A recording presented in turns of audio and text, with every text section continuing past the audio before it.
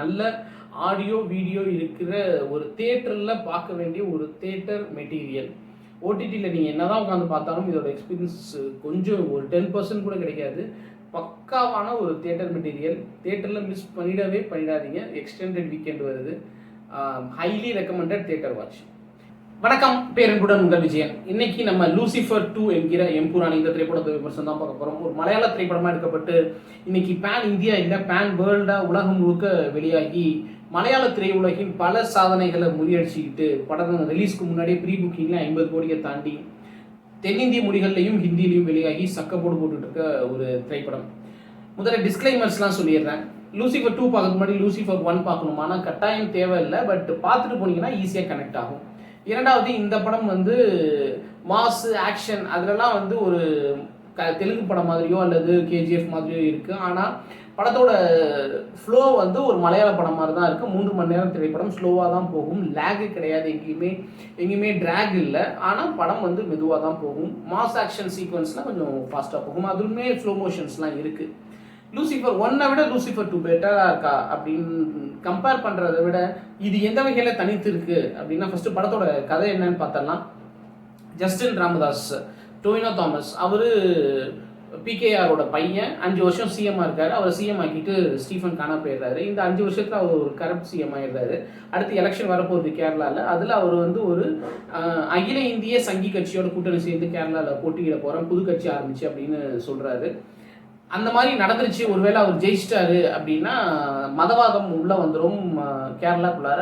அதனால கேரளாவை காப்பாற்றணும், அதுக்கு ஸ்டீஃபன் தான் திரும்பி வரணும் அப்படின்னு கோரிக்கை வருது. ஸ்டீஃபன் திரும்பி வந்தாலும் கேரளாவை காப்பாற்றினாரா அப்படிங்கிறதான் திரைப்படத்துடைய கதை.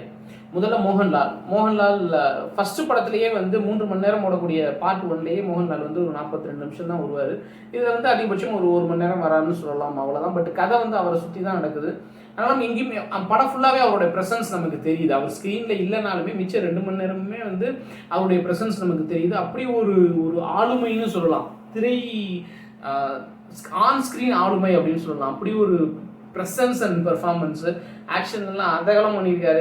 மனுஷனுக்கு வயசே ஆகாதான்ற மாதிரி அப்படி ஒரு ஆக்ஷன், அப்படி ஒரு பெர்ஃபார்மன்ஸு. வெள்ளை வேஷ்டி சட்டையில் ஒரு காட்சியில் வராரு, ஃபுல் பிளாக் சூட்டில் ஒரு காட்சியில் வராரு, வெள்ளை வேஷ்டி கருப்பு சட்டையில் வராரு. எல்லாத்துலேயுமே ஈக்குவலான மாஸாக இருக்குது, சரியான ஆக்ஷனாக இருக்குது.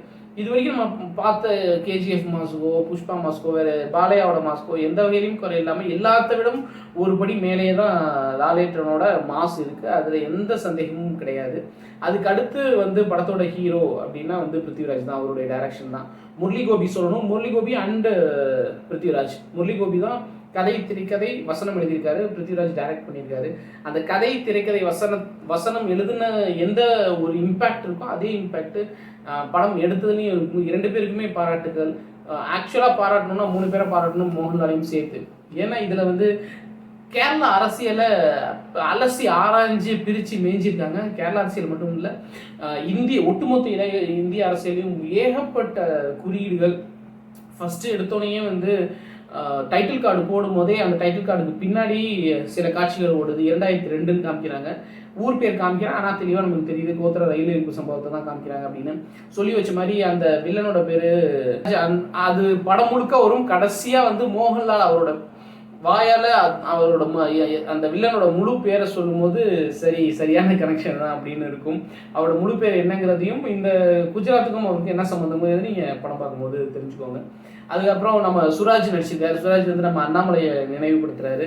அதே மாதிரி அந்த சங்கி கட்சியை எப்படியாவது கேரளாவுக்குள்ளார கொண்டாடணும்னு துடிக்கிற ஒரு ஆள்.